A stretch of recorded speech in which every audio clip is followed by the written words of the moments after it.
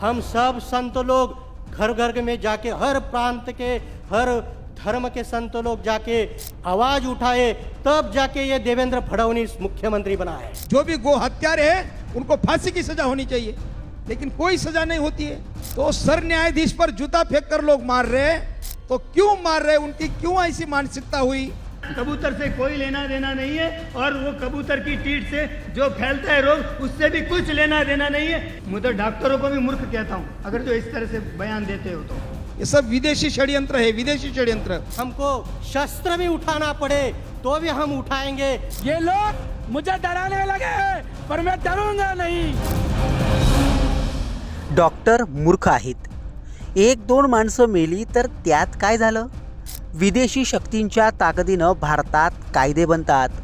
ज्यानं सरन्यायाधीशांवर बूट फेकला त्याची ही बाजू समजून घ्या। मुंबईत जैन धर्मीयांनी आयोजित केलेल्या धर्मसभेत अशी कितीतरी मुक्ताफळे उधळली गेली आहेत। मेलेल्या कबुतरांसाठी आयोजित केलेल्या या प्रार्थना सभेत सरकार उलथवून टाकण्याचंही अल्टिमेटम दिलं गेलं। देवेंद्र फडणवीस आमच्यासारख्या साधू संतांमुळेच सत्तेवर आल्याचे दावे केले गेलेत।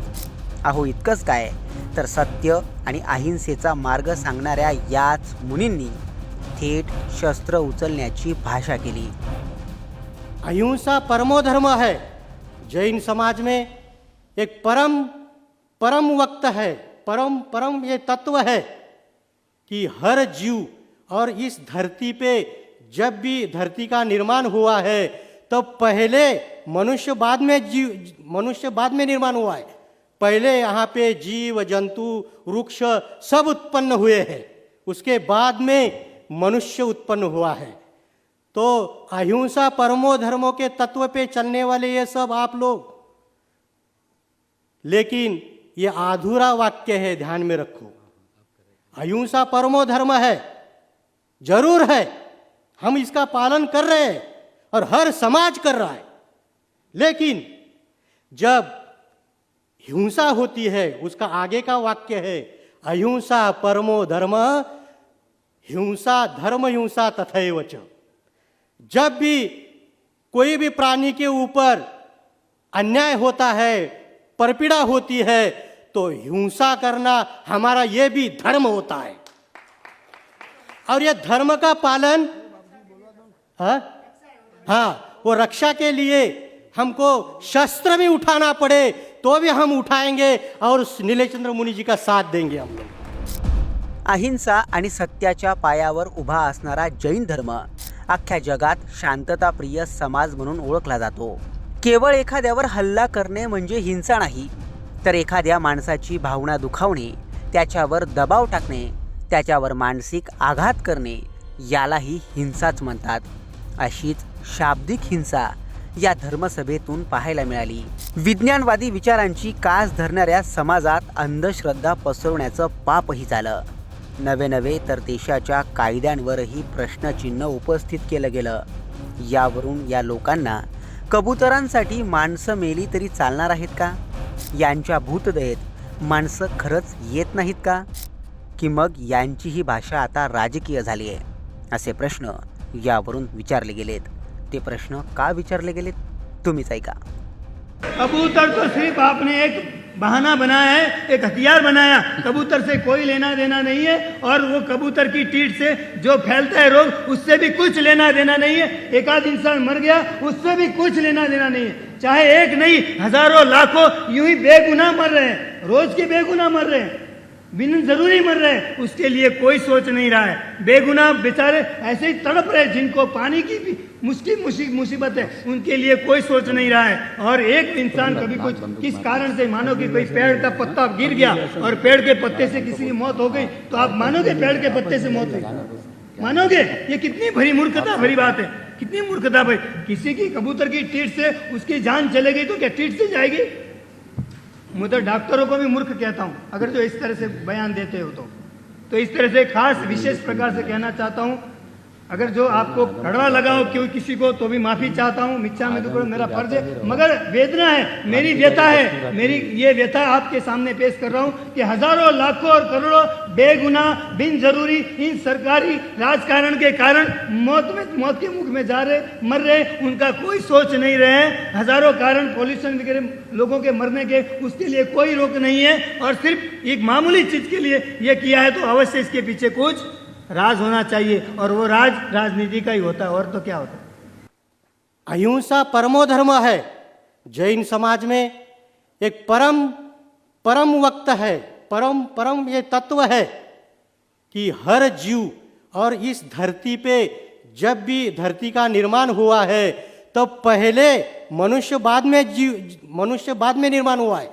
पहले यहाँ पे जीव जंतु वृक्ष सब उत्पन्न हुए हैं, उसके बाद में मनुष्य उत्पन्न हुआ है। तो अहिंसा परमो धर्मों के तत्व पे चलने वाले ये सब आप लोग, लेकिन ये अधूरा वाक्य है, ध्यान में रखो। अहिंसा परमो धर्म है, जरूर है, हम इसका पालन कर रहे हैं और हर समाज कर रहा है, लेकिन जब हिंसा होती है, उसका आगे का वाक्य है अहिंसा परमो धर्म, हिंसा धर्म हिंसा तथैव च। जब भी कोई भी प्राणी के ऊपर अन्याय होता है, परपीड़ा होती है, तो हिंसा करना हमारा ये भी धर्म होता है। और ये धर्म का पालन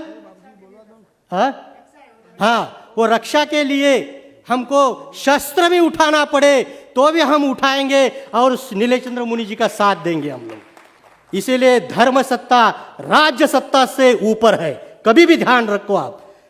इसीलिए जितने भी ये राजकारण कर रहे हैं ये राज्य सत्ता वाले, इनको ये पता होना चाहिए कि ये भी महाराष्ट्र में चुनाव के अंदर टाइम में हम सब संत लोग घर घर में जाके, हर प्रांत के हर धर्म के संत लोग जाके आवाज उठाए, तब जाके ये देवेंद्र फडणवीस मुख्यमंत्री बना है।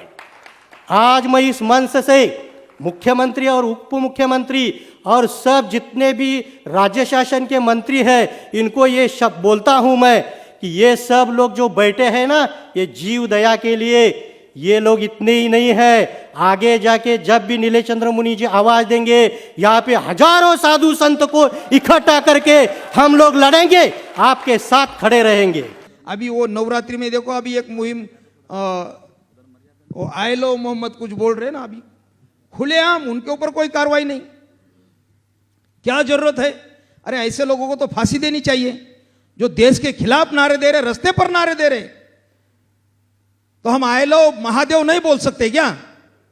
क्यों नहीं बोल सकते? बोलिए, मेरे साथ बोलिए, हाथ ऊपर करिए, I love Mahadev, I love Mahadev, I love Mahadev, I love Mahadev, I love Mahadev, I love Mahadev, इस आई लव महावीर, बोलिए, I love Mahavir, I love Mahavir, हाथ ऊपर आई करिए, हाथ लव ऊपर। महावीर, आई लव महावीर हमारे वो प्राण है, हमारे स्वाभिमान है, हमारे श्रद्धा स्थान है।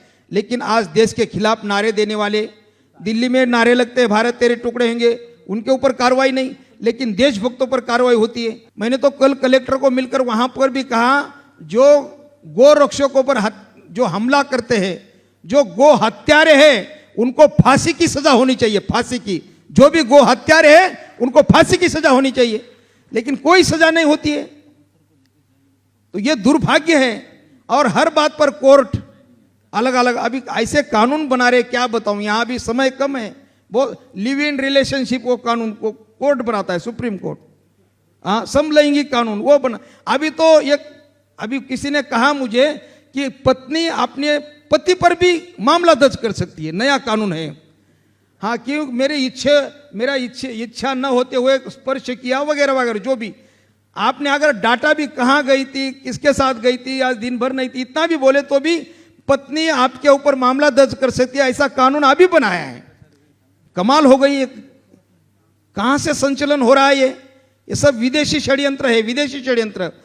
बिल्कुल महाराज जी बता रहे, मैं तो बहुत सारे कोर्ट के बारे में तो बहुत विषय बोलने थे, कोर्ट के बिल्कुल वो तो महाराज जी अभी हमारे पक्ष में निर्णय देंगे कि नहीं पता नहीं। अभी सुप्रीम कोर्ट को भी जूता फेंक कर मार रहे सर न्यायाधीश को।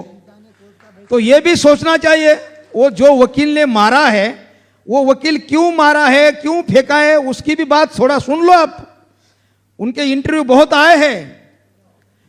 क्यों वो इतना बुजुर्ग वकील, वो भी पढ़ा लिखा है, कोई वो पागलपन नहीं है उनके मन में, तो सर न्यायाधीश पर जूता फेंक कर लोग मार रहे हैं, तो क्यों मार रहे, उनकी क्यों ऐसी मानसिकता हुई, उसके पीछे भी कुछ विचार होगा ना। तो अगर ये सनातन संस्कृति और ऐसे हमारे साधु संत देश राष्ट्र के लिए, धर्म के लिए बोल रहे, फिर भी कोर्ट में हमारे पक्ष में निर्णय नहीं लगते, तो जनता का विश्वास कैसे रहेगा। आने वाले समय में अगर मामले, ऐसे मामले होते रहेंगे तो कोर्ट पर विश्वास कैसा रहेगा जनता का, क्योंकि ऐसे साधु संत मांग करके भी कोई हमारे समर्थन में निर्णय आते ही नहीं है। और जो विदेश से जो कोई संचलन होता है, ऐसे निर्णय होते हैं। मुझे पता नहीं मुर्गी ने कितने कितने कौन सी को पार्टी को डुबा दिया। अब ये कबूतर पता नहीं जिन्होंने इसके ऊपर कबूतर खाने बंद किए, अब उनका क्या हाल होगा। कांधे के चक्कर में कांग्रेस गई थी, मुर्गी के चक्कर में शिवसेना, अभी कबूतर के चक्कर में कौन कौन सी पार्टी जाएगी भगवान जाने। ये लोग मुझे डराने लगे हैं, पर मैं डरूंगा नहीं। ये लोग मुझे डराने लगे हैं, पर मैं डरूंगा नहीं। मैं भगवान महावीर का सच्चा सिपाही हूं, पर मर भी जाऊंगा पर साला झुकूंगा नहीं। मर भी जाऊंगा पर झुकूंगा नहीं, बस।